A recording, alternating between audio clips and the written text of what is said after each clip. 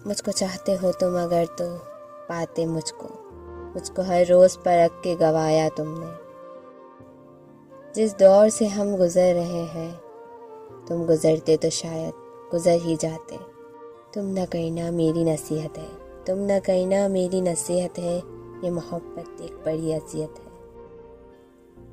जो दुआ से निकल गया हो उसे बद्दुआ में क्या रखना। तुमने बाहर से देखा है, मैं मुख्तलिफ हूँ अंदर से। कितनी हसरत थी कि अंजाम बदल जाएगा। आखिरी वर्ग कई बार पलट के देखा। अपने लहजे पे गौर करके बता, लफ्ज़ कितने हैं, तीर कितने हैं। मोहब्बत का तो पता नहीं मगर इंसान नफ़रत दिल से करता है। वो मेरी तन्हाइयों से वाकिफ़ था, वो तो मेरे साथ यूँ ना करता। मुझे उतरे हैं नज़र से इस बार, उसकी नज़रें भी उतारी थी कभी।